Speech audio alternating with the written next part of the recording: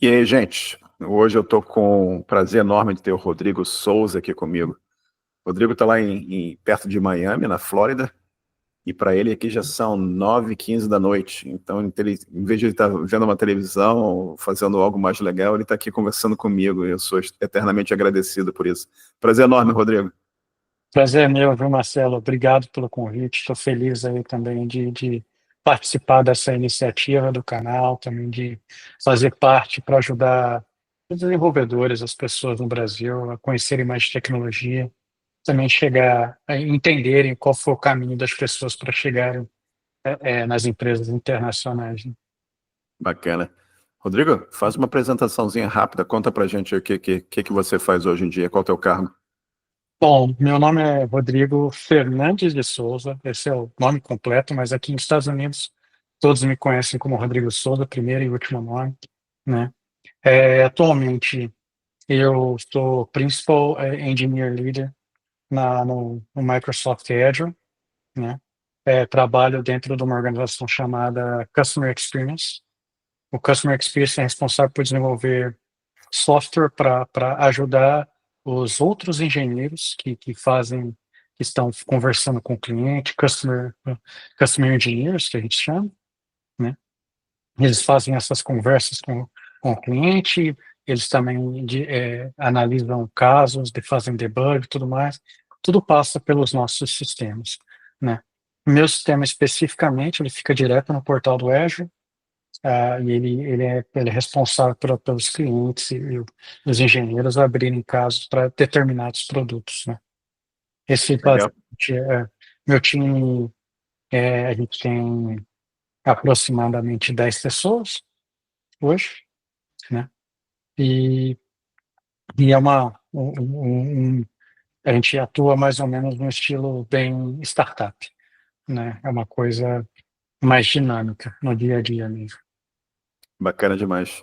E, Rodrigo, antes da gente falar da tua evolução profissional, vamos voltar no tempo aqui, lá para o comecinho. Como é que tecnologia, como é que computador, como é que essas coisas apareceram na tua vida?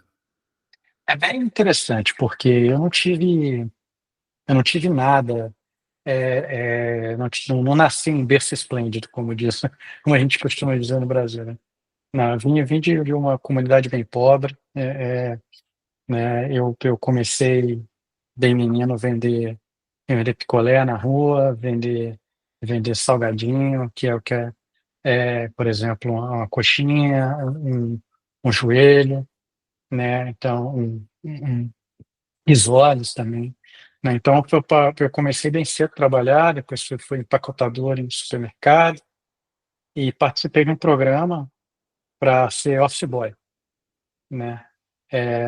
Nessa época eu ainda estava no interior de São Paulo, ficando em Cruzeiro, uma cidadezinha bem pequenininha, e fica na divisa entre Rio, São Paulo e Minas, né? Então, por isso ele tem a influência dos três estados, enquanto eu estava crescendo, né? E nesse programa eu fui selecionado para fazer uma escola técnica, que era numa companhia na cidade, que era a maior companhia de industrial, para fabricar quinta roda de caminhão, fabricar vagões de trem. Fui selecionado para um curso para basicamente se formar em ferramentaria. Você vê que não tem nada a ver com informática. Porém, nesse curso tinha um curso básico de DOS. Olha só, olha onde a gente está indo. E nesse curso básico de DOS eu comecei a me destacar, mas também não fiquei assim tão interessado. Quando acabou essa escola, eu estava ainda fazendo o segundo grau, né? O high school, que a gente fala aqui, mas é o segundo grau lá no Brasil. Minha mãe virou um dia e falou para mim assim: Menino, vai fazer um curso desse tal de computador, vai procurar esse curso desse tal de computador. Falei, sim, senhora, vou procurar. Eu já tinha feito datilografia, para você ver como é que foi a coisa. Aí fui procurar esse tal de computador, entrei no curso e eu já trabalhava, lembra? Eu estava como office boy, meio período, então dava para fazer o curso no final do dia, né? Depois fazer a escola à noite. E aí eu Um mês de curso, o dono da escola, na época, percebeu que eu tinha um pouco de aptidão para a coisa, facilidade para a coisa. Aí ele pegou o livro, um livrão de DOS, daquela época, né, que ensinava todos os comandos, gerenciamento de memória, aquela coisa toda, e falou: toma, vai ler, volta aqui e me fala o que você achou. Aí eu voltei, um pouco tempo depois, eu comi o livro, acho que em uma semana e meia no máximo. Tá, graças a Deus, estava em português. Comi o livro, voltei e falei: eu li já. Ele ficou bem surpreso, falou: tá bom, então senta aqui, eu vou te falar para você fazer algumas coisas, você faz, vamos ver se você sabe não. E eu não tinha computador, lembra? Eu sentei no computador e ele falou: como é que faz isso? Aí lá na minha cabecinha lá, 14 anos de idade, né, fresquinha, fui lá e digitei o comando e funcionou. Aí foi dando mais desafios, um pouco mais complexo, e funcionou. Ele falou: sabe o quê? Eu falei: o quê? Ele falou: eu gostei de você, eu acho que você poderia trabalhar aqui comigo e tem aptidão para fazer um curso aqui para mim de idoso avançado, que eu não tenho Legal. professor para essa matéria. E foi dali que eu comecei, desenvolvi o interesse por desenvolvimento de software, sempre fui muito curioso, comecei a desenvolver em Basic, depois evoluí para o Clipper, aí fui para as linguagens visuais, passei por Delphi, passei por Visual Basic. Teve que eu chamo um período negro no Brasil, onde o desenvolvimento de software ainda não era reconhecido, né? Que eu trabalhei e eu consegui até um estágio, depois um trabalho na área de desenvolvimento em Clipper, né? Porém, não consegui me destacar. E aí, certo dia, eu fui para São Paulo, saí de São Paulo, eu estava em São Paulo, já depois de sair desse emprego de Clipper, procurando emprego, me deparei com o UOL para trabalhar com uma tal de internet, porque eu É. não sabia o que Mas era antes, internet. antes da gente chegar no UOL, vamos falar um pouquinho mais desse teu começo aqui, né? Que você falou para mim que você vendia picolé, você vendia salgadinho, você vendia coxinha, né? E coisa Exatamente. boa, coxinha, coisa tudo de bom, né? Mas Só coisinha que não engorda. exato, toda coisa dietética, né? Mas o que engorda é aquela farinhazinha que tem na coxinha, né? Exatamente. A Mas água que você toma. é, não é a situação ideal para uma criança, né? Você era Não. bem jovem e você eu acho sempre incrível como é que a vida tem coisas que vão acontecendo, né? Através desse preparo aí para Office Boy, surgiu esse curso de DOS. Eu acho que você falou que você estava no segundo grau já, né? Você estava Yeah. estudando no segundo grau. E isso te possibilitou acesso a esse outro curso, onde você conheceu essa outra pessoa, e você fazia o teu ensino à noite, e lá em Cruzeiro, né? Como você falou, lá na divisa Isso. do Rio de Janeiro. Eu sei bem onde é que é a Via Dutra, né, passa ali na frente Exato. de Cruzeiro, e entra na fronteira do Rio de Janeiro com São Paulo. É sempre incrível você olhar e pensar e ver como é que a vida das pessoas transcorre, né? E realmente é muito bacana demais. Obrigado por compartilhar isso com a gente. Mas aí você falou que você passou pelo Clipper, né? Isso, época aí deve ser, isso aí, anos 80, possivelmente, anos 90, que é uma época que o Clipper era bem 90. utilizado no mercado. Exato. Uhum. E pintou o UOL, né? Que para mim eu olho ainda, tenho a tentação de falar o OL, mas o correto é o UOL, né? Que era Bom, um provedor grande de internet no Brasil. São os primórdios também da internet no Brasil. Como é que apareceu essa oportunidade? Que você estava procurando? Como é que surgiu isso na tua vida? então, é interessante, né? Eu estava ainda em Cruzeiro, eu trabalhei eu estava nessa empresa metalúrgica, eu me formei na escola deles, foram 2 anos de escola, fazia parte da manhã, né? E me formei, fiz estágio com eles, mas o meu estágio, para você ter uma ideia, era desenho industrial, eu Uhum. fazia desenho de peças, mas não acabou que no estágio eu fui para uma área específica da metalúrgica e aí tinha computadores lá. eu percebi que para chegar na história do UOL, você vai entender. Eu percebi que a gente precisava controlar a aferição das ferramentas, porque as ferramentas precisam ser aferidas para saber se as medidas estão certas, né? E a gente fazia na mão. Eu falei, não, eu vou desenvolver um negócio no Clipper. E aí desenvolvi meu primeiro programa, botei para rodar na indústria. E aí todo mundo ficou fascinado, tudo mais, e chegou ao final do meu estágio, falou, cara, você quer fazer mais um ano de estágio? Só que apareceu um trabalho na cidade, assim, para trabalhar exatamente com Clipper, dar suporte no sistema em Clipper. Falei, não, eu vou trabalhar lá. Uhum. E aí foi. Porém, jovem, a gente não tem o conhecimento necessário, completo. Não durou 3 meses, eu fui, infelizmente, demitido. Uhum. E minha família, meu avô, meu tio, eles fizeram carreira na polícia e Certo. ficaram em São Paulo, né? E aí foram visitar a gente no final de semana. E eu já tinha acabado de sair, acho que tinha uma semana ou duas que eu tinha saído de lá e tinha acabado de me formar. Aí minha mãe falou, vai para São Paulo, seu tio. Eu fui para São Paulo, obediente. Fui para São Paulo, procurei emprego, caí numa fábrica de software de Clipper, Uhum. onde eu trabalhei 6 meses. E aí, nesse decorrer, eu conheci um carioca e a gente resolveu compartilhar um apartamento, rachar o apartamento, para a gente conseguir trabalhar lá em São Paulo. Ele também chegando, a gente compartilha um apartamento. Só que ele foi para o UOL, ele foi trabalhar no UOL. E nesse meio tempo, a fábrica de software começou a ir mal, porque as ferramentas visuais começaram a substituir eles eram específicos de Clipper, e aí eles começaram a demitir. Eu fui demitido, esse amigo trabalhando no UOL, ele falou, cara, eu posso te indicar lá. Eu falei, beleza, só que eu não sei nada desse negócio que você faz de internet, suporte, né? Linha de escada, modem. Já tinha montado computadores assim, Uhum. mas nada, eu não tinha nem computador na época, né?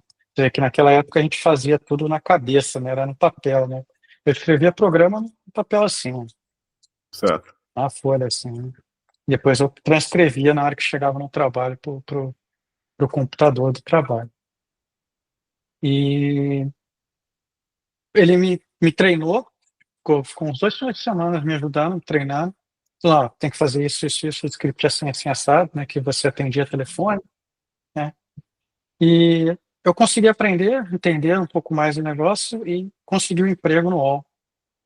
E aí, meu shift começava às 9 da noite e ia até às 3 da manhã. Ai, ai, ai.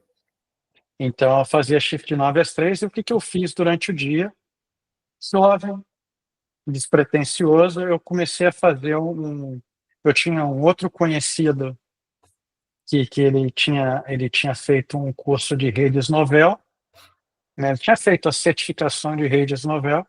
Eu estava com os livros lá parados. Falei, cara, me empresta o livro. Ele falou, te empresto. Eu peguei o livro, estudei o livro, os livros todos, e comecei a conhecer um pouco mais de rede, TCP/IP, né? E com isso eu resolvi chamei ele, esse colega e esse carioca, o nome dele é Robson, Robson e André. Falei para ele assim, cara, vamos abrir uma consultoria, uma empresa, vamos instalar a rede Novell Hum. para um monte de gente. E a gente começou a fazer isso durante o dia, e eu ainda à noite no UOL, né? Então essa oportunidade do UOL apareceu através de um amigo, fiz grandes amigos no UOL, e enquanto isso também eu tocava a consultoria de dia. Enquanto a gente Era isso. adquiria os clientes. Não era nada grande, não tinha pretensões de. A gente chegou a ficar um tamanho bom, mas a gente acabou. Cada um escolheu o seu caminho e aí a gente fechou a empresa realmente. Mas a gente. Foi bom, foi uma época de bastante aprendizado. Foi onde me introduziu para a parte de infraestrutura e redes. E que hora que você dormia? Cara, na realidade eu dormia de 4 às 3, Certo, geralmente. certo. De 4 às 7, perdão. É. Daí eu Não tinha, levantava e ia atender cliente. né? Não tinha muito sono, não tinha muito tempo para Não, dormir.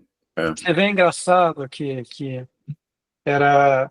Eu fazia a gente tinha algumas lojas que a gente fazia atendimento na cidade de São Paulo, e, e nisso eu fazia os atendimentos, ia para as lojas, instalava a rede, fazia o que fosse necessário, trocava peça de computador, corria a Santa Efigênia, a famosa Santa Efigênia, para comprar as peças de computador, e ali também aprendi como montar, desmontar computador. E tinha dias que, antes do trabalho, eu morava muito longe, né? Eu trabalhava ali na São João, na República, na esquina com a São João. E tinha dia que eu não voltava para casa para ir para o trabalho. O que que eu fazia? Eu tinha um motel bem pequenininho, que ele cobrava ligeiramente barato para você pegar 3 horas para dormir. Eu pegava, entrava só para dormir. certo. Eu pagava ali para tirar um sono. Então, assim, às vezes eu pegava, parava às 6, e aí, como eu ia pegar no shift das 9, eu ia lá, eu dormia até umas 8, tomava um banho e seguia meu caminho para ir para o trabalho. Não é mole, não. Não, não foi fácil, Não, não. Mas, não é mole, não. E você dá o LL, olha, eu de novo falando o OL em vez de falar UOL, né?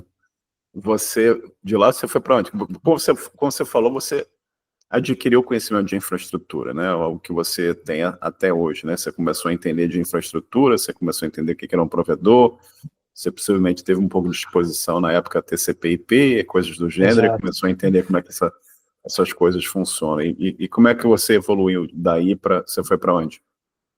Então, durante esse período, eu tive a oportunidade, primeiro, conheci Linux, foi os primórdios do Linux, ali em 98, primórdios do Linux, né? Red Hat estava em incepção ainda, naquela época, né? É, e comecei, aí por conta do meu conhecimento de redes e ter feito, eu tive a oportunidade de fazer um treinamento da Microsoft de MCSI, Uhum. né? Isso já era ali em 2000, mais ou menos. E nesse treinamento eu dividi lá em 7.000 parcelas para pagar, e eu fiz o treinamento, e ao final do treinamento tem aquela provinha, né? Eu tirei a certificação oficial, né? Virei um certificado Microsoft, aí com aquilo eu fui aplicando meu currículo em outras empresas. E aí eu acabei numa empresa que nem existe mais, chamada Solvo, que era uma consultoria. Especificamente, ela trabalhava com IBM AX, Linux, estava abrindo a área de Windows, que era Microsoft. Eu acabei lá, eu fui o primeiro funcionário Microsoft deles, né? Uhum. Tinha, tinha acabado de fazer o curso. E fiquei por lá 2 anos e meio, fiz diversos projetos, né? E especialmente projetos de alta disponibilidade. Naquela época a gente implementava cluster, né? Então eu tive a oportunidade de trabalhar com Exchange, SQL Server, né? E fiquei por lá por 2 anos e meio. Quando eles tiveram uma crise financeira, e aí começaram a fechar em meados de setembro de 2002. Certo. Aliás, não, perdão, junho de 2002, quando eles começaram a fechar as portas. Aí eu estava num projeto em Brasília, onde eu conheci a minha esposa, Hum. né? Eu fiquei em Brasília aproximadamente 9 meses, uma gestaçãozinha ali. Isso tudo eu já tentava fazer faculdade de engenharia da computação nesse período, mas eu tive que desistir por conta dessas viagens que eu tinha que fazer pela consultoria, né? Já tinha tentado, já estava na a Veiga, eu consegui concluir a Veiga, até a Veiga era a minha terceira faculdade. Uhum. que eu tive com sistemas da informação e engenharia da computação. Tive que desistir porque não conseguia concluir o curso, Certo. né? Nem estar presente nas provas. Aí nessa que eu fui demitido, apareceu, comecei a aplicar para algumas oportunidades na cidade de São Paulo. A gente estava na mudança de governo, estava saindo Fernando Henrique Cardoso, entrando o Lula, Uhum. 2002. Eu encontrei duas oportunidades. Uma era para trabalhar em Osasco, em São Paulo, e a outra era para ir para o Rio. Aí eu conversei com a minha mãe, e a minha esposa tinha família no Rio. Aí eu falei assim, mãe, eu acho que eu vou para o Rio. Só que engraçado que a vaga do Rio, ela não tinha nada a ver com infraestrutura, apesar de ser necessário conhecimento. Era uma vaga para administrador de banco de dados. Uhum. Era uma vaga na Petrobras, na Uau. EDS pela Petrobras, né? Você ficar alocado na Petrobras. Aí o rapaz da EDS gostou bastante de mim, eu fui ao Rio, fiz ainda uma entrevista na Petrobras, o rapaz também gostou de mim, tá, o gerente, né, responsável, né, pela parte de infraestrutura, o nome dele é Aneto, inclusive. Só que ele falou assim, cara, mas eu preciso de alguém certificado, porque o edital pede que você seja certificado MCDBA e MCSE. Falei, bom, uma eu tenho. Aí ele falou assim, cara, mas e a segunda? Eu falei, não, a segunda, 2 semanas eu tiro. Voltei, voltei para casa, comprei o livro, caí dentro, lendo o livro, fazendo os exercícios, fui lá e Tirou a fiz a prova. certificação. Tirei a certificação de MCDBA, de SQL Aí ele falou, não, emprego é seu, pode começar. Aí se passaram 7 anos Uhum. que eu fiquei dentro da Petrobras, trabalhei nas diversas áreas, infraestrutura, trabalhei com as áreas de desenvolvimento, mas sempre focado em banco de dados, e eu me desenvolvi muito na parte de código, né, Certo. e na parte de performance, né. E eu sempre entendi de código, por ter programado lá atrás, eu tinha entendimento de código. Então as pessoas vinham falar comigo, como é que eu faço isso, aquilo, para ficar melhor, tudo mais, e eu ajudava essas pessoas, né? A gente sempre entendia de código. Rodrigo? E nisso eu te fiz um projeto gigantesco. Se quiser perguntar alguma coisa, fica à Não, vontade. pode continuar quando você terminar a Eu fiz pergunta. um projeto gigantesco e nesse projeto teve envolvimento da Microsoft. Uhum. E nesse envolvimento da Microsoft veio um consultor que trabalhou comigo, ficou alguns meses trabalhando comigo, e ele falou, cara, você tem você tem algo a mais, um diferencial, né? Eu acho que você seria um bom fit para a Microsoft, mas eu não estava no penúltimo ano, não, estava no penúltimo ano da faculdade, né? Porque nessa época, como todas as dificuldades, eu trabalhava de dia, estudava à noite e era pai de um menino, Caramba. né? Casado e pai, né? Então, eu falei, olha, eu preciso terminar a faculdade, né? Nesse tempo, nesse tempo que se passou, foram 6 meses que a gente conversou.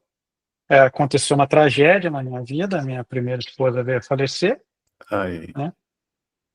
E aí eu com uma criança de 4 anos, rapaz. faculdade, trabalho, mas graças a Deus o pessoal da Petrobras, família enorme, né?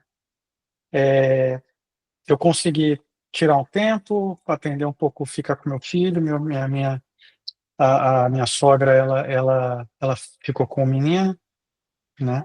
Me deu apoio nessa época, sou muito grato a ele, a ela e ao meu sogro. E eu consegui concluir a faculdade, quer dizer, entregar o projeto final, né?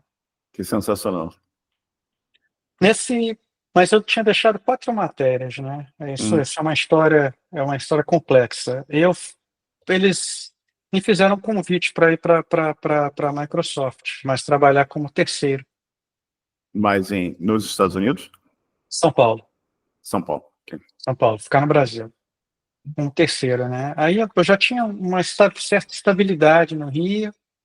Eu sou apaixonado pelo Rio. Minha esposa fala até hoje, fala, cara, se te der a oportunidade, você volta para o Rio sem piscar. Eu falo, você não tenha nem dúvida disso, né? Eu sou realmente apaixonado pelo Rio, mas a vaga era para São Paulo. Aí eu falei, bom, o que eu vou fazer? Vou para São Paulo, né? E peguei minhas coisas, coube no. Você tem ideia como a gente não tem muita coisa, né? Eu botei num caminhão algumas coisinhas, mas as minhas coisas reais, né, assim, que me importava, eu coloquei dentro do meu Corsinha vermelho, peguei a Dutra e fui para casa da minha mãe. Minha menina estava na sogra, né? Fui para casa da minha mãe. E dali a história Microsoft se inicia, né? Trabalho 2 anos como terceiro na Microsoft. Na Microsoft a gente tem um nome para isso, eles chamam de Green Badge, mas o badge, né, o crachá na realidade tem nada de verde, ele é laranja. Mas aqui nos Estados Unidos, lá se chama Green Badge, no Brasil, nos Estados Unidos a gente chama de Orange Badge, nada a ver, mas vai entender. Então trabalhei nesse programa por 2 anos, depois de 2 anos eu recebi a oportunidade de virar full-time employee no Brasil, né? Tive uma primeira oportunidade, pintou o primeiro desafio, foi em inglês. Eu fiz a prova, naquela época exigia-se uma prova feita no Berlitz, tinha que tirar 8 para passar, eu tirei 5. Aí. Aí passou eu ainda estava com o terceiro, passou um período, eu tentei, aí me ofereceram a vaga, só que eu ainda faltava, lembra, tem 4 matérias, né? E uma delas é cálculo 3, inclusive. Aí meu chefe falou, cara, a gente quer te contratar, mas tem esses 2 quesitos aqui, o que você pode fazer? Eu falei, se eu fizer um compromisso com você, que eu atinjo o nível 8 em 6 meses e completo a faculdade nos próximos 6 meses, você me contrata? Ele falou, cara, se você cumprir isso, eu faço. Aí ele foi para o RH, falou tudo, deu a justificativa, colocou, ele assumiu o risco comigo. E nessa época, de novo, eu ainda continuava viajando, porque eu trabalhava no famoso PFI, né? Premier Field Engineers, né? Que era uma organização bem respeitada e conceituada, porque era para troubleshooting Sim, sim. específico. A minha área sempre foi banco de dados SQL Server Para lidar naquela com época. pepino. Lidar com pepino, Uhum. dia e noite. Uhum. Aí a única coisa que eu pedi para ele foi, ó, engagements no Rio, me liga sempre, porque a faculdade é do Rio. Certo. Eu precisava ficar em São Paulo, a base era São Paulo, mas eu falei, eu fiquei 1 ano viajando de ponte aérea Rio-São Paulo, mas depois, quando falaram que a vaga só abriria em São Paulo, eu fui para São Paulo. E falava, engagement para o Rio, sou o primeiro, falava para todo mundo. Peguei e fui para o Rio, eu ia para o Rio mais ou menos a cada 2 semanas, aí tive uma oportunidade que eu fui ao Rio, que na casa de uma grande amiga minha, e fui falar com os professores, eu falei, olha, se eu não estiver na aula, porém fizer a prova aceitável, ele falou, se você tirar de 7 para cima, eu abono as suas faltas. Falei, perfeitamente, 2 professores, estatística e de cálculo. Aí eu fazia, quando eu estava no Rio, eu tinha um professor de cálculo 3 no Rio e tinha um professor de cálculo 3 em São Paulo. Onde eu estava, tinha um professor, né? Só não tinha quando eu viajava para outros lugares, Brasília, né? Mas nessas duas bases eu tinha professor. Então eu fiquei nisso, fazendo isso por 6 meses até completar as 4 matérias, e 2 eu consegui fazer online, que também não teve problema, né? Concluí a faculdade, tinha o inglês. Inglês era 2 vezes por semana, 1 hora e meia, eu e o professor, mais um aluno, era uma aula particular, eu pagava muito dinheiro pela aula, porque eu queria acelerar. Eu fiz o inglês na escola que a Microsoft, na época, aplicava a prova, para justamente na hora que eu saí no nível 8, 9, eu poder apresentar o certificado para a Microsoft, porque eu atingi o nível que era para estar naquela escola. Então, fiz isso aí por 6 meses. Eu bati no nível 8, depois eu continuei, fiz mais um ou dois níveis. Depois apareceu a oportunidade de vir para cá. Incrível, Quer incrível. dizer, lá para 2010 eu fui efetivado, 2012 apareceu a oportunidade de vir para cá, e aí, com visto tudo, 2013, começo de 2013, a gente fez a transição para cá. E você foi para Washington, né? Você foi morar em Em Redmond. Redmond. Legal, legal. Perto Fui de mim. direto para Redmond, fui para o time de É, Windows, legal. né?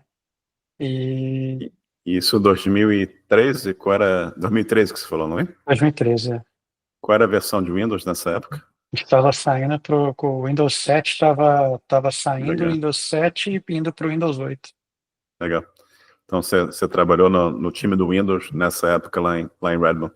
Sensacional. Falei. Eu era o Chegou. que a gente hoje não tinha. Hoje ainda tem alguns, mas não tem mais. São Service Engineers, né? Uhum, Eu trabalhava na área de banco de dados. Banco uhum, de dados não existia, ainda não se tinha ainda muito a explosão dos bancos de dados distribuídos que a gente vê hoje, né? Então ainda era SQL Server, mas a gente tinha o que a gente fala de particionamento e sharding, né? E tinha o sharding, então eu trabalhava com diversas instâncias. A gente tinha uhum. cerca de 250 instâncias de SQL Server, né? Rodando para suportar o Windows, o OneDrive, né? Uhum. E alguns sistemas de telemetria. Legal, cara. Só que eu Fala, sempre fala quis ser rapidinho. dev. Fala rapidinho antes de você falar de querer ser dev. Fala rapidinho, você falou uma coisa interessante aqui que acho que ninguém nunca jamais mencionou nas conversas aqui de database charging, né? Que eu acho que é uma coisa que nem todo mundo sabe o que é isso, né? Dá para você explicar em termos bem leigos o que seria um database Claro, claro. charging Ó. em A gente tem, tri? tem dois conceitos em database, é o particionamento e o sharding. O particionamento, ele acontece localmente. É quando você consegue pegar uma tabela, como se fosse uma tabela do Excel, e você divide ela em pequenos pedaços em diferentes discos dentro da máquina. Esse é o conhecido particionamento. O sharding é um nível acima. Não quer dizer, o sharding você precisa ter uma estrutura de roteamento, aonde que você tem várias unidades de banco de dados. Por exemplo, nesse caso você pode ter 3, 4, 5, 10, 15, 20, né? E quando o dado chega nesse roteamento por uma determinada chave, ela é direcionada para uma máquina para fazer a escrita. Então, esse é o sharding, né? Você consegue direcionar a escrita e a leitura para diferentes máquinas de banco de dados. A unidade de processamento continua o mesmo, né? Até aquela época. Obviamente que hoje existem separações de storage e compute, mas até aquela época a gente fazia o sharding, né, com unidades menores.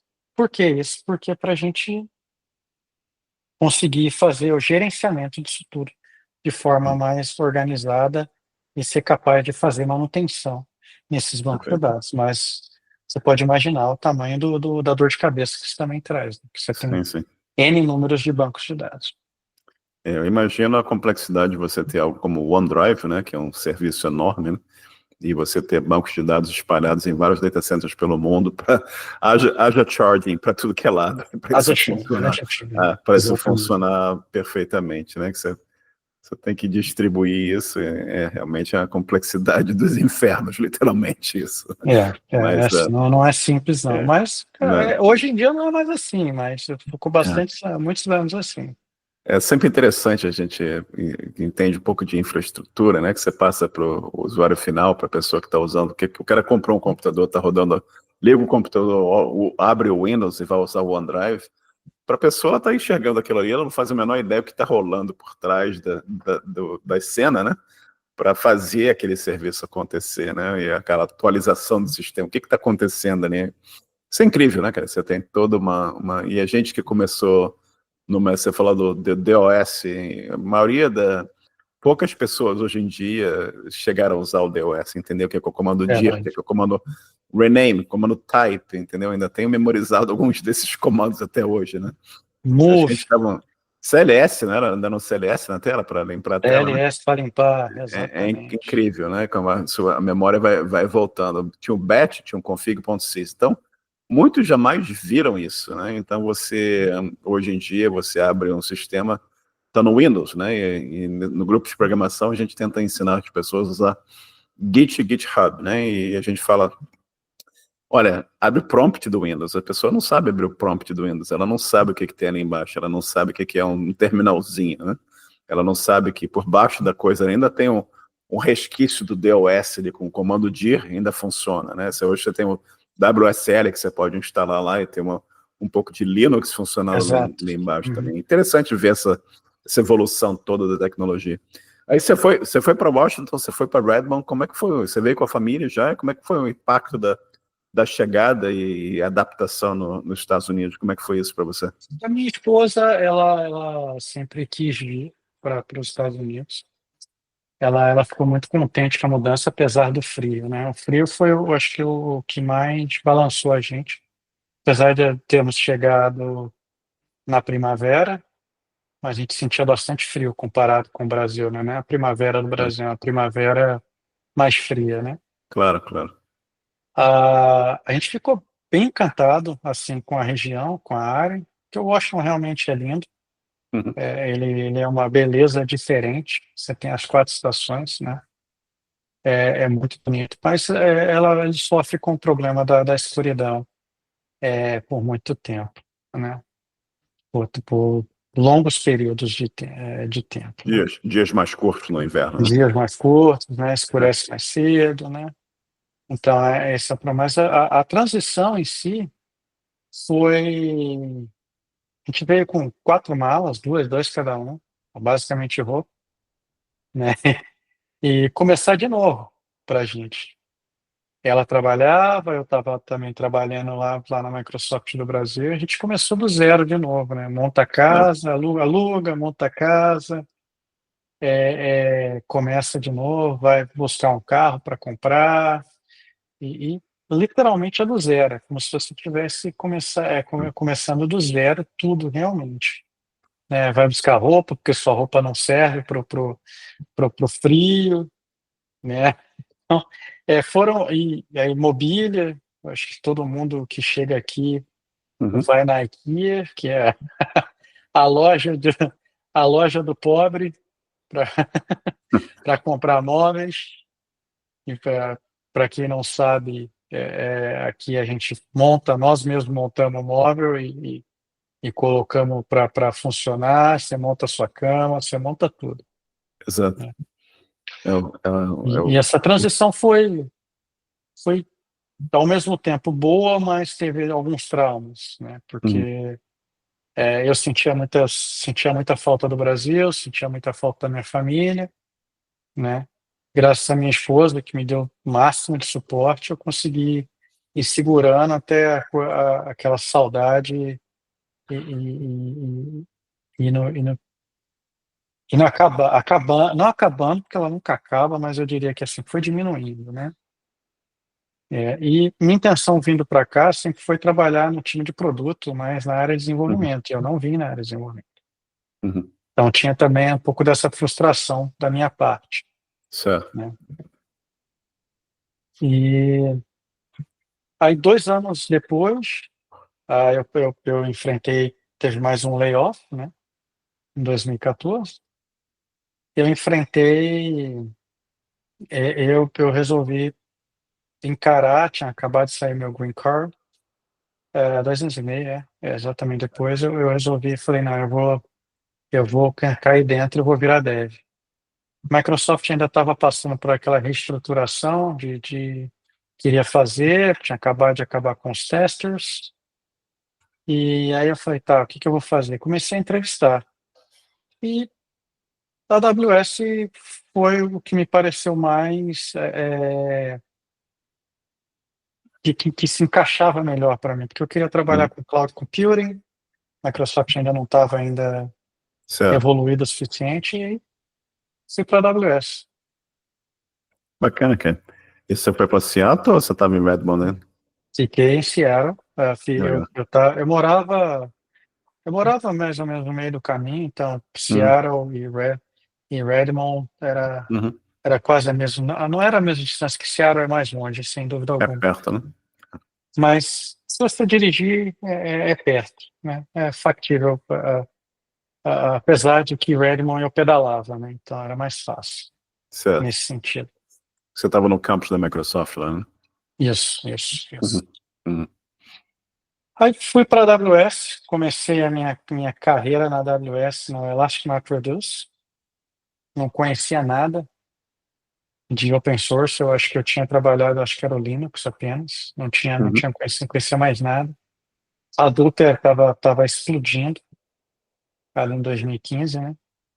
Aí entrei no time de Hadoop, Uhum. fiquei ali no time de control plane e fiz algumas features no time também de data plane, Legal.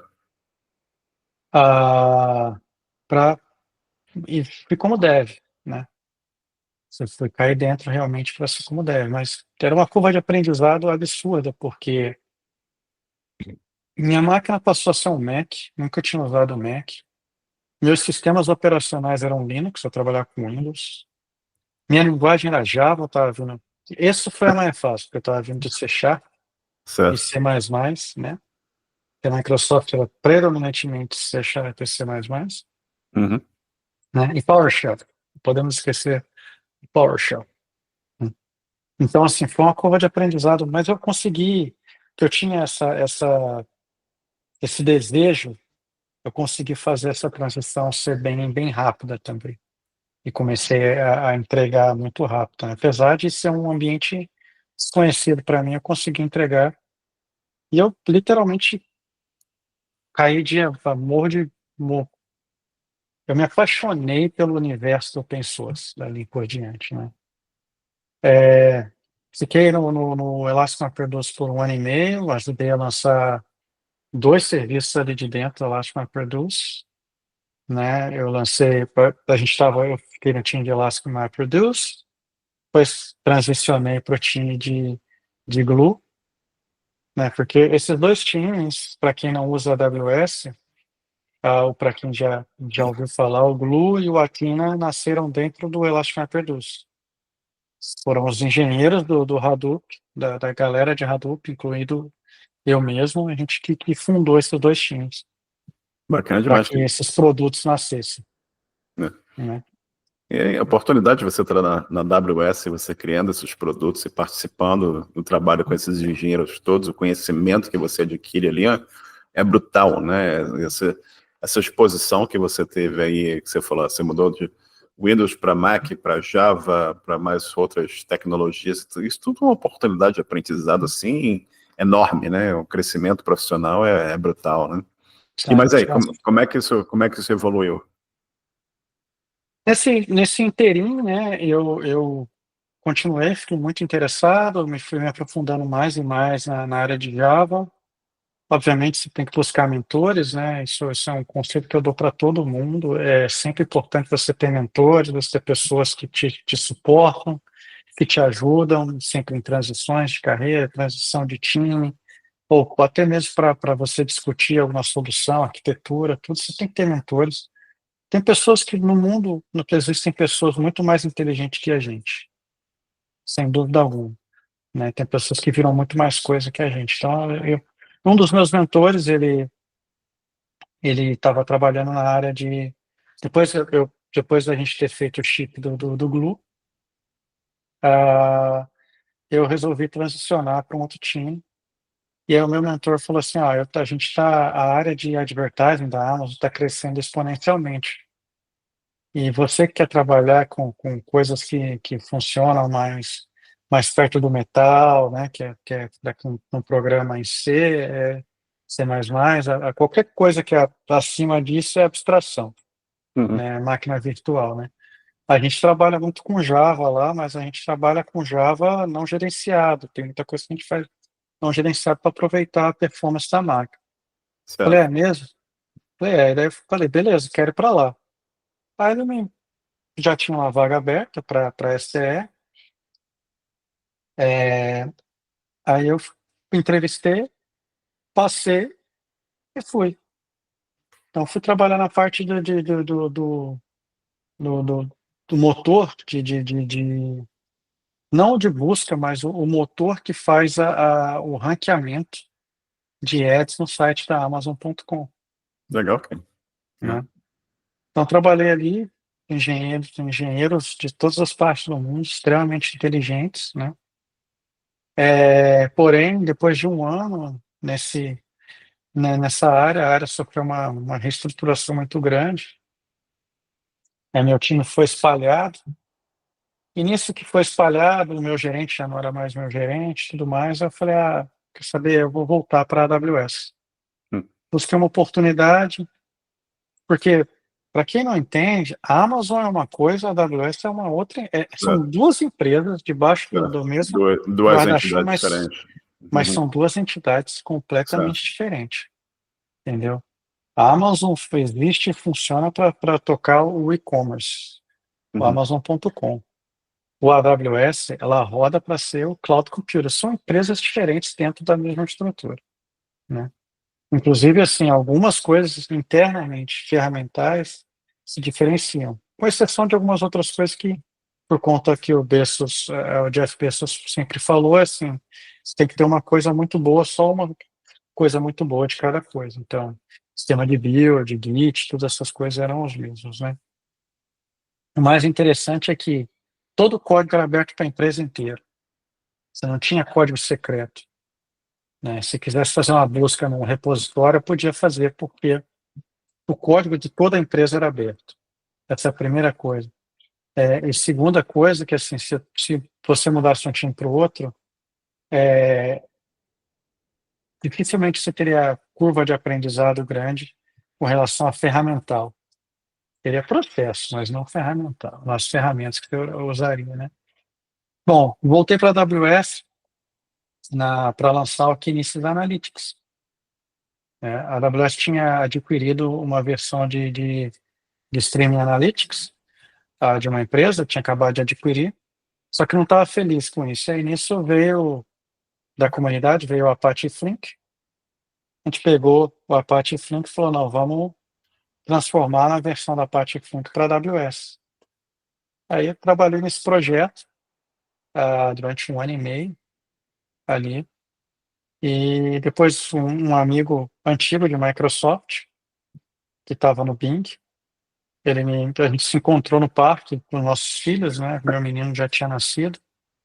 Meu menino nasceu em 2015, meu outro filho. O mais velho tem 20 e pouco. O mais novo agora tem 10. A gente se encontrou no parque, os meninos brincando, e falou, cara, você não quer voltar para a Microsoft? Eu falei, posso lá entrevistar tudo mais, eu vou fazer o processo, obviamente. Já tem uma vaga no meu time assim, assim, assim. Acho que você se encaixa bem. Eu falei, beleza, vamos lá. Aí eu me preparei, passei um período me preparando. Falei, tô pronto. Tive algumas, obviamente não é só, para deixar bem claro, como a gente está deixando isso gravado, não é assim, se prepare e vai dar tudo certo, você vai Claro. tomar vários nãos, Uhum.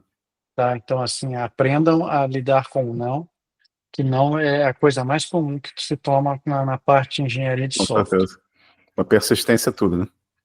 Exatamente. Então, assim, tomei alguns nãos, entrevistei em algumas empresas, tive 5 nãos, né? Mas a minha campo onde eu estava buscando, eu fiz essa entrevista, eu fui extremamente bem, e aí, um mês e meio depois, eu comecei de volta na Microsoft, mas Dá voltei no uma, Bing. dá uma pausa aqui um segundo. É sempre interessante como aparece um amigo teu, alguém que aparece assim na tua vida, né? Desde do rapaz lá que compartilhou o quarto com você lá em São Paulo, quando você foi morar em São Paulo, né? A pessoa que trabalhou com você te apresentou para o UOL, né? Eu não me lembro se foi a mesma pessoa que trabalhou com você no projeto da Novell, que vocês fizeram uma consultoria de vender rede Novell para as pessoas, né? A mesma pessoa, foi meu sócio na É. consultoria. E tem lá a pessoa na Petrobras, que também te contratou. Tem sempre essas pessoas assim que confiam em você ou que acreditam em que vão... É aquilo que a gente fala, o poder da rede também, né? O poder das conexões, de te ajudarem a ir à frente também, a importância de você trabalhar bem com as pessoas e ser correto e no final das contas as pessoas sempre lembram de você e te abrem oportunidades e a vida vai evoluindo. E aí você voltou para a Microsoft e você foi trabalhar no Bing, é isso? Isso. Deixa eu só abrir um parênteses. Você sabe que você tocou numa coisa muito engraçada aqui, que é interessante. Você como realmente é ganhar confiança, é confiar na rede, as pessoas se conectarem. Também tem uma conexão na parte Sim, sim. pessoal também, né? Que a pessoa, vocês têm que ter se você obviamente ganha confiança, mas você veja, né? O gerente na Petrobras, foi o Américo, ele pegou um jovem de 23 anos, né? Ele deu a área de banco de dados inteira para esse jovem tocar da Petrobras, né? Da TI da Petrobras. E esse jovem saiu do outro lado. Né? Uhum. Então você vê, ele teve que ver alguma coisa nesse jovem para sair do outro lado. Né? Obviamente que teve um time de outras pessoas, mas eu trabalhei lá, eu me especializei lá, aprendi um monte de coisa lá, e ele entregou essa área, tudo, Sensacional. determinado período, passava tudo por mim. Uhum. Né?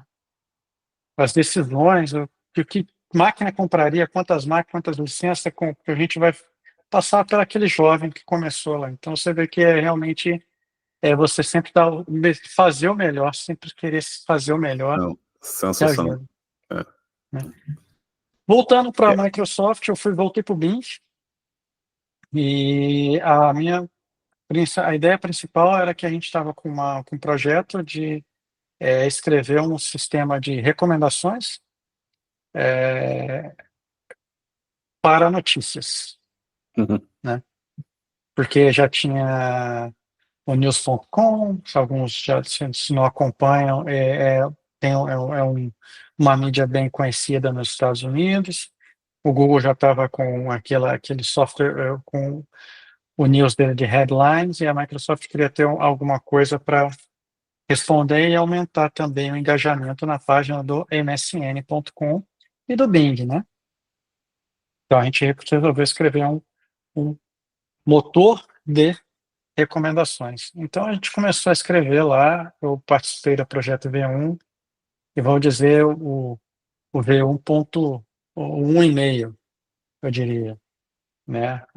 Eu saí um pouco antes do time, mas a gente escreveu a primeira versão. Naquela época não se falava AI, né? A gente falava de machine learning, Uhum. né? Modelos estatísticos, né? Então, porque dentro da área de inteligência artificial, que hoje é um grande guarda-chuva, a gente já existia modelos de machine learning que implementam regressão, modelo de floresta, né, que implementam modelos de agrupamento, dispersão, né, que eles conseguem entender onde as pessoas vão, qual é a tendência da pessoa, né. Tem alguns modelos o, o- que são CFF, que são Collaboration Models, que por exemplo, a partir do comportamento entre o Marcelo e o Rodrigo, que eles têm idades parecidas, gostos parecidos, visitam sites que são parecidos, a gente consegue determinar se o próximo usuário vai gostar de alguma coisa. Então isso já existia, né? Já se fazia isso. Então agora, a partir de 2002, que o modelo de LLM, isso tornou-se uma explosão, mas a inteligência artificial, ela já está nas grandes empresas há muitos anos. Muitos anos mesmo, já se usam isso, né? Legal. Inclusive, a área de advertising da Amazon, a gente usava modelos de inteligência artificial, o Google usa extensivamente na área de ads, né? Então, são muito conhecidos. E como é que você chegou no Azure? Como é que foi a tua Isso é evolução para... interessante. como toda grande empresa, existem reorganizações, e né, numa dessas reorganizações eu caio debaixo de um gerente que ele não era uma pessoa que ele não tinha muito tato com pessoas, né? Ele gritava, ele destratava as pessoas. Eu falei, não, eu não consigo trabalhar com uma pessoa assim. E aí eu resolvi começar a entrevistar para sair do time. E aí pintou a oportunidade. Foi no meio da pandemia, 2020. Pintou a oportunidade de ir para o Azure e eu fui para o Azure. Fiquei lá um ano e meio, trabalhei num projeto de escala de entrega de mensagens, porque, como eu disse, né, existem vários sistemas dentro do Azure, várias coisas extremamente complexas. Eu cheguei nesse time especificamente, me deram um projeto para resolver um problema, que era o seguinte: a missão foi assim: a gente tem um sistema que ele precisa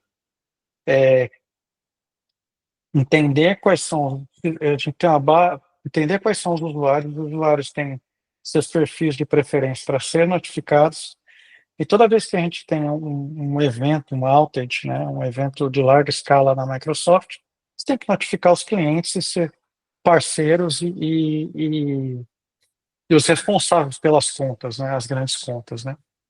Só que você tem um tempo de notificação, que é o TTM, que a gente fala, né? E esse sistema antigo, ele estava explodindo esse tempo em horas. E, só para você ter uma ideia, o tempo de notificação era 90 segundos, Caramba. né? Então, a gente fez o redesign, rearquitetou todo o sistema, usando diversas ah, patterns, que a gente fala, né? E, e conseguimos chegar e entregamos a versão renovada, o que a gente pode chamar de versão 2.0 do sistema, a primeira, né? Depois da reescrita de todo o sistema, entregando mensagens, a última mensagem no espaço de tempo de 45 segundos. Bacana, bacana. Então, assim, e o pico era 50 milhões de mensagens, né, para ser entregue. Pouca coisa. Coisa A pequena. escala é fenomenal, né? Cafezinho. É interessante, Rodrigo, a gente parar para pensar. Eu gosto sempre de fazer essa reflexão, né? E pensar que outro dia você estava lidando com DOS Clipper, né? Outro dia eu estava vendendo salgadinho, cara. Pois é, eu nem falei nisso, né? Você está vendendo salgadinho. Cara, eu acho que a vida é inacreditável, né? Você pensar que você estava lá vendendo picolé e salgadinho e hoje você está lidando com Azure, com o nível de complexidade, o nível de escala que você lida, né? De aplicações que estão sendo usadas por milhões de pessoas pelo mundo afora. É incrível isso, né? É uma oportunidade que a vida criou para ti, aquele curso de Office Boy com aquele DOS lá dentro, o que isso abriu para você, né? Rodrigo, a gente já está conversando aqui 1 hora, eu vou pular alguma coisa aqui para a gente fechar dentro de um tempo razoável, que acho que a gente consegue conversar aqui por umas 5 semanas sem parar, tem assunto. A gente vai ter que fazer uma versão 2.0. Tem muita história, mas vou pular um pouco aqui, depois a gente marca outra entrevista. Tá bom. E, cara, você na Azure, você está no topo da onda, você está no topo da onda do cloud computing, você está na machine learning, você tem inteligência artificial, você tem acesso a pessoas do mundo todo, você tem acesso a engenheiros de altíssima qualidade, né? Gente inteligente pra caramba. E como é que tu ainda arruma tempo para trocar uma startup? Conta isso para mim. Cara, isso é bem interessante. Foi um projeto que começou há 2 anos atrás, Certo. com 2 amigos do Brasil, que empreenderam também, tiveram uma consultoria no Brasil, venderam consultoria, né? E aí eles resolveram criar software. Me convidaram para fazer parte disso. A ideia nasceu com um projeto completamente diferente do que é hoje, né? E o tempo que eu arrumo como eu trabalho em horário deslocado, nos meus horários deslocados onde eu consigo encaixar o meu tempo para startup, né? E obviamente tem a dedicação depois do horário, né? Certo. Mas A ideia foi criar uma empresa que ela fosse completa, ela oferecesse computação, serviços computacionais de forma simples e completamente serverless, né? Ou seja, para não ter, a pessoa não precisa se preocupar com os servidores. Ela faz a locação, ela trabalha, ela consegue fazer o uso da- das ferramentas sem precisar se preocupar. Por exemplo, tem um banco de dados, não precisa se preocupar com backup, reindexação, nada, porque o sistema em si já vai tomar conta disso. Eu tenho uma aplicação, cara, apontou para o GitHub, eu consigo fazer toda a integração, eu consigo criar o sistema de build, criar a versão, fazer o deploy, fazer o placement em máquina, escalar, né? Essa foi uma ideia que a gente começou, né? Começou pequenininho, numa ideia completamente diferente, como eu disse. Era mais a gente queria, usando a inteligência artificial, a gente queria fazer migração entre clouds. Por Uhum. exemplo, se você estivesse no Google, eu conseguiria olhar para o seu código, o seu banco de dados aqui, traduzir seu código, seu banco os objetos de banco de dados automaticamente usando inteligência artificial e colocar no Azure, por exemplo, né, Entendi. ou na AWS. A gente viu que não tinha, é, é, talvez não tivesse mercado ainda para esse tipo de projeto e também era uma coisa mais baseada em projeto. Então a gente resolveu mudar completamente o escopo e aí é para onde nasceu a Moonstack, que a gente hoje pode considerar uma cloud para pequenos e médios empresários e pessoas, né, desenvolvedores assim como eu e você, né? Uhum. Pode ir lá, não quer ter dor de cabeça, um servidor com nada, ele vai lá e cria seus recursos, aloca, bota sua aplicação para rodar, tem certificado digital, DNS, todas Uhum. aquelas coisas, né, que é necessário para a aplicação rodar. E, e agora a gente está trabalhando num projeto novo, né, que a gente usa muito AI para fazer algumas das coisas que a gente já faz hoje, né? É, é, da forma que a gente desenvolveu o nosso control plane, ele é inteligente o suficiente para qualquer coisa que venha nova, a gente passa no AI e a gente consegue gerar uma receitinha, o control plane pega aquilo e ele consegue compilar e entregar e gerar uma versão e fazer o deployment, né? E agora o que a gente está fazendo nos próximos dias a gente vai lançar o nosso Code Assistant, né? Que Uhum. você ser capaz de desenvolver alguma coisa, que o pessoal lançou no Vibe Coding, né?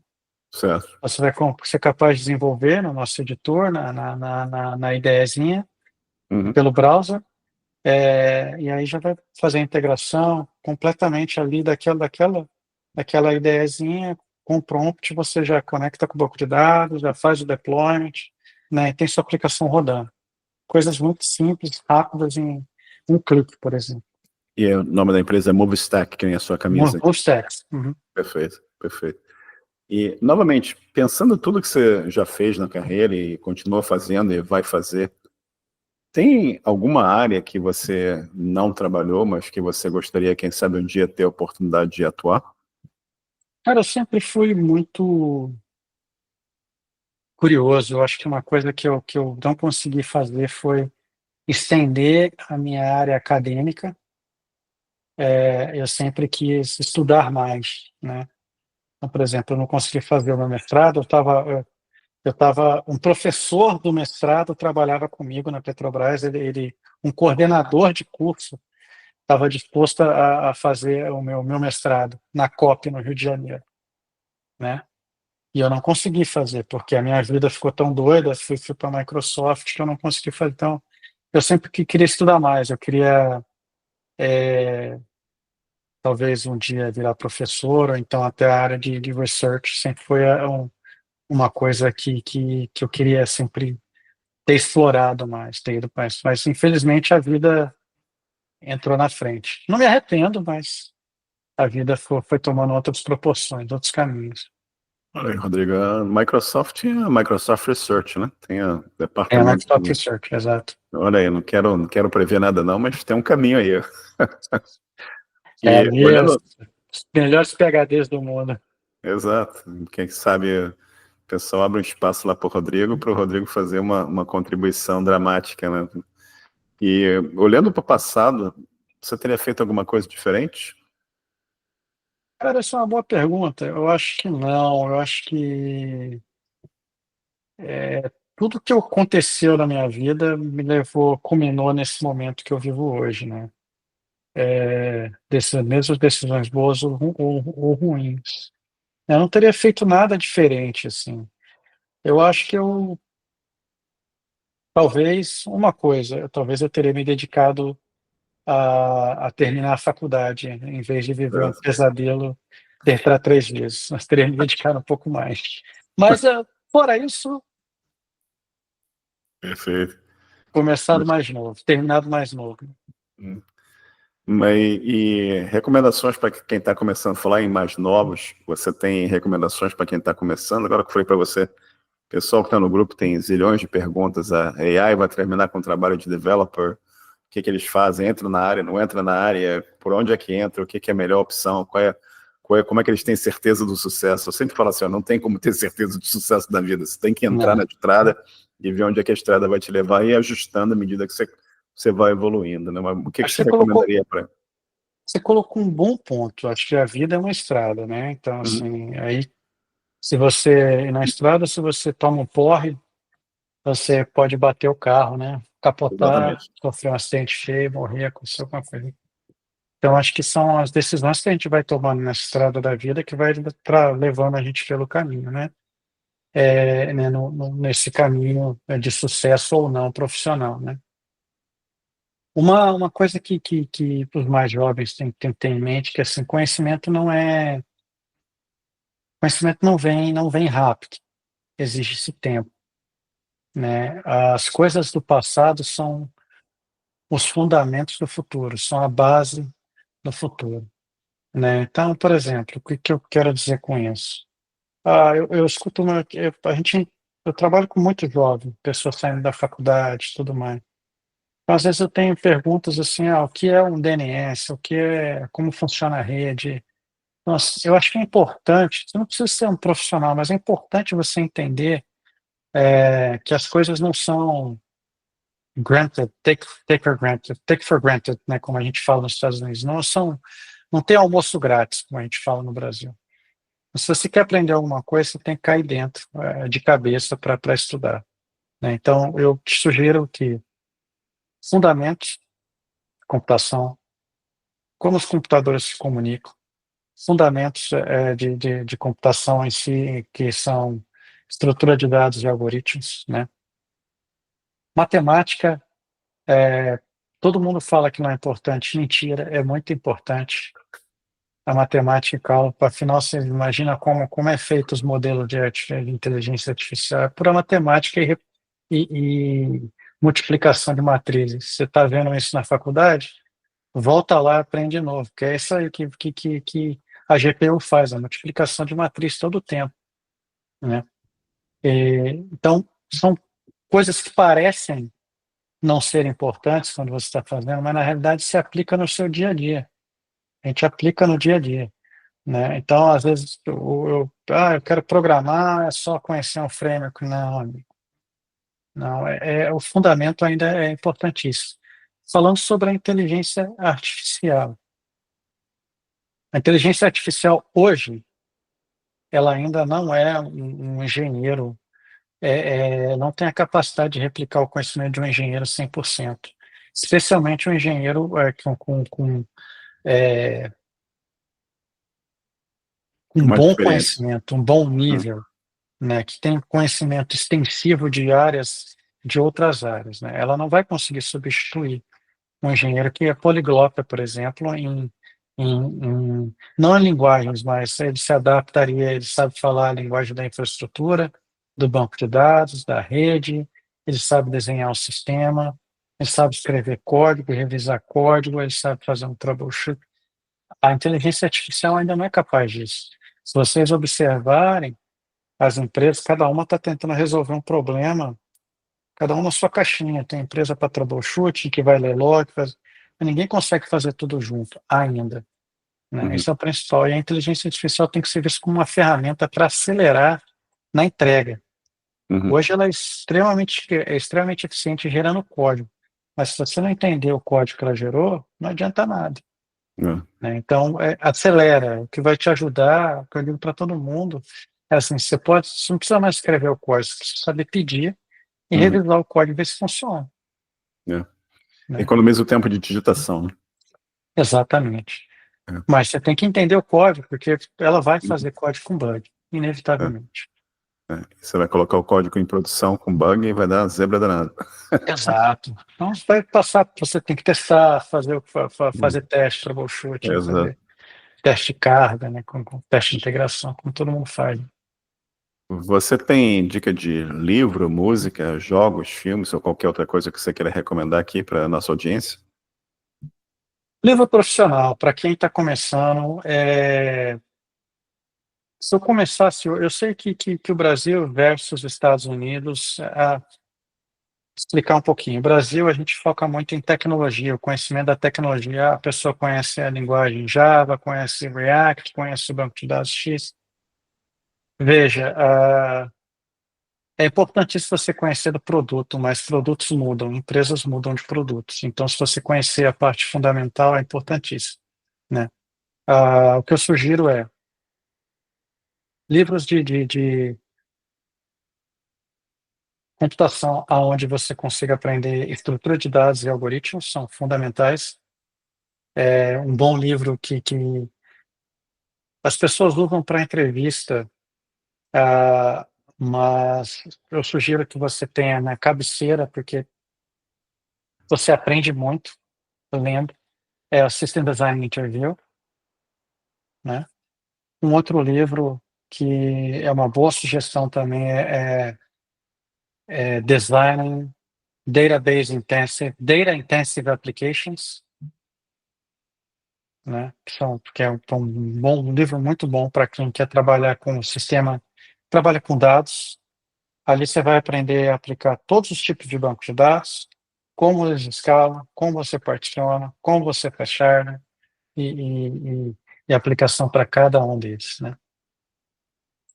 Uma outra sugestão que eu também diria é fazer um cursinho, um curso, qualquer curso básico de como funciona machine learning, como funciona AI, né? Porque isso vai estar cada vez mais presente na nossa vida. Você não precisa aprender a fazer modelo, entender como funciona a estatística, não é isso. É você saber aplicar cada um desses modelos, cada um dessas técnicas no problema certo, né? Hoje a gente vê todo mundo falando, mas o LLM resolve X, Y, Z. Na realidade, o LLM resolve uma dimensão, não resolve todas, Uhum, né? É importante entender também quando aplicar LLM, quando aplicar um outro tipo de modelo mais específico, uhum. né, para cada Cara, use case. excelentes recomendações. E eu sei que eu falei aqui que a gente tem mais, pelo menos 5 semanas de conversa aqui, né? Porque a gente tem que marcar outro papo. Mas Fica à vontade, tem, vai ser um prazer. tem alguma outra pergunta que eu não fiz hoje que você gostaria que eu tivesse feito? Não que me ocorra agora. Não me ocorreu nenhuma pergunta agora que você não fez, que, que eu gostaria, mas não, agora não. Então vai ficar para a próxima entrevista. Com E certeza. você quer divulgar alguma informação para contato, rede social, LinkedIn, o que seja? Tá no LinkedIn, normal, linkedin.com/rfernandes. Vocês vão me achar lá, porque eu tenho LinkedIn desde o primórdios do LinkedIn. Inclusive, o LinkedIn me mandou feliz aniversário esses dias de 20 anos de No LinkedIn. Então, LinkedIn. eu tenho LinkedIn desde que o LinkedIn nasceu, né? Ninguém conhecia no Brasil, eu me inscrevi no LinkedIn, né? Então, R. Fernandes. Meu contato pode me achar rodrigo@movestex.com. E se alguém quiser fazer que precisa de ajuda, mentoria, eu fico muito feliz em ajudar, ainda mais que brasileiros na carreira de tecnologia. Eu fico muito, muito, muito contente em ajudar as pessoas mesmo. Bacana demais. E, Rodrigo, eu estou preocupado, porque já são 10h30 da noite para você, né? Para mim são 7h30, para você são 7h30, quer dizer, para você são 22h30, né? Para mim são 22. 7h30. Você está aí na Flórida, eu estou aqui no Pacífico, no Vancouver. E eu queria só tirar um minuto aqui para te agradecer, cara, porque a história é maravilhosa que você contou para a gente aqui, desde da venda do picolé até a computação de alto desempenho, né? Isso é uma história assim de superação, de perseverança, de humildade, né? De aprendizado, de persistência. Bacana demais. E muito obrigado por você compartilhar essa história maravilhosa, pelo teu tempo. Fica mais 2 minutos comigo aqui, que a gente conversa mais 2 minutos aqui. Eu vou parar de gravar aqui. Obrigadão, Rodrigo. Obrigado você pela oportunidade, Marcelo, e mais uma vez é sempre um prazer. Viu? Obrigado, cara. Deixa eu parar esse negócio aqui.